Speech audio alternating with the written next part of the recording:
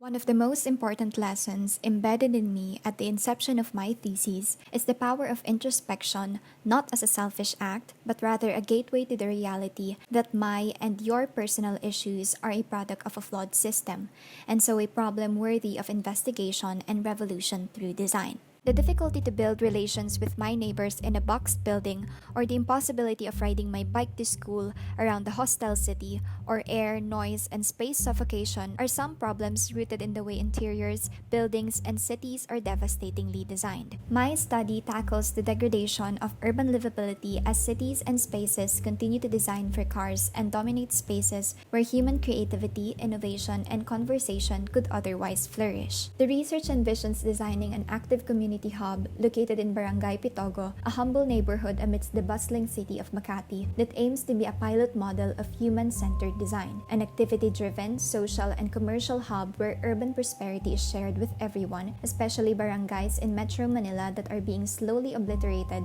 to benefit only a portion of the population. A review of related literature commences with location profiling, followed by the effects of urbanization, frameworks in designing community hubs, guided by the Sustainable Development Plans in the Philippines, the Arcadis Sustainable Cities Index 2022, the Green Design Movement, and Sustainable Transport, or the production of a new biophilic third place. Data were gathered using the mixed method evaluation, quantitative through an online survey, and qualitative through interviews with representatives from the three pillars of sustainability: planet, people, and profit. The survey questionnaire was accomplished by 64 respondents. Each shared unanimous thoughts on the importance of active and green recreational spaces, a Filipino dining experience, innovative and sustainable retail spaces, healthy workplaces, and the new integrated facility for active travelers where they can find tools, safekeeping, training, and community. The results show the urgency to reassess priorities in designing our public spaces. The interviews resulted in an inspiring conversation with the following: the Planet Pillar with Architect Royal, the country's lead advocate of modern Filipino architecture and design. Nature is peace. He stressed on cultural sustainability that is rooted from the designer's deep connection and respect for nature, allowing it to thrive by operating with what is natural and authentic among us modern Filipinos. An in-person interview at the Pitogo Barangay Hall for the People Pillar was with Barangay Captain Ives and SK Chairman Jerry. Designing for the People of Pitogo employs space maximization, infusion of traditional Filipino games, hosting projects with the barangay, and ensuring fire safety in the dense neighborhood. The leaders approve of the relevance of active, creative learning and green spaces for the people and place. The community of active travelers was represented by Mr. Lester. According to him, the active travelers' qualities of being prepared, all-weathered, lightweight, and adventurous can be integrated into the layout, materials, and activities of the hub. Mr. Mark, an accountant, stressed the importance of learning beyond the classroom by providing spaces where anyone can commune over creative work. He said that commercial spaces can partner with sustainable local businesses.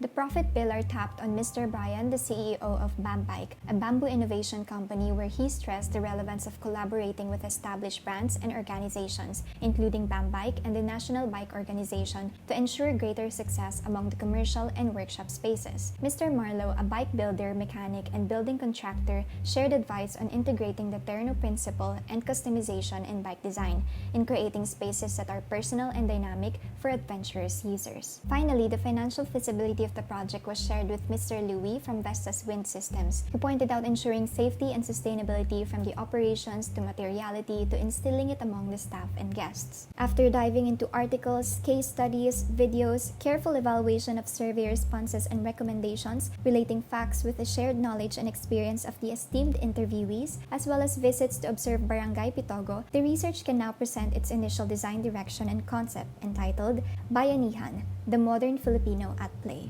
The research asserts the strong glue that binds all data gathered: cultural sustainability. The concept is built upon the following: empathy, malasakit, designing for the Philippines and the Filipinos, spaces that thrive in a tropical country and harbors Filipino values, creativity, malikhain, sharing urban prosperity by converging nature, human interactions, and sustainable economy through play, innovation, maparaan, utilizing indigenous and waste materials to build environmentally and culturally sustainable spaces, as discussed with Architect Royal and Mr. Brian, lahar for bricks, molding, and concrete mixture, bamboo for the structure, furniture, fixture, and landscape, cocoa lumber for roofing, polyolefin rope, for outdoor furniture and fixtures, and plastic waste innovation for furniture and art pieces. The form employs the principle of high accessibility as an amplified goal to reform urban mobility, vertical expansion to maximize space and open opportunities for expansion, and zoning to converge the social, commercial, and service areas.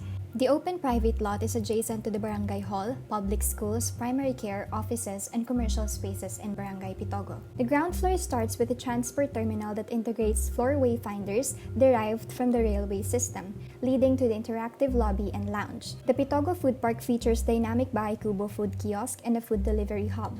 On the left is the Active Travelers Hub with access to the underground parking, the workshop hub, and the shop. The bamboo playground exhibits playful bamboo innovations and traditional Filipino games. Next are the hills of the active ramp where cyclists, skateboarders, and anyone can play and train. The urban community farm is a collection of low-tech hydroponic farming systems and traditional gardening in pots that directly lead to the Pitogo Learning Hub above, a safe after-school destination for creative learning. The podium houses the Pitogo multi-purpose sports court, maintenance, and the secret gallery with a skylight window overlooking the above active ramp.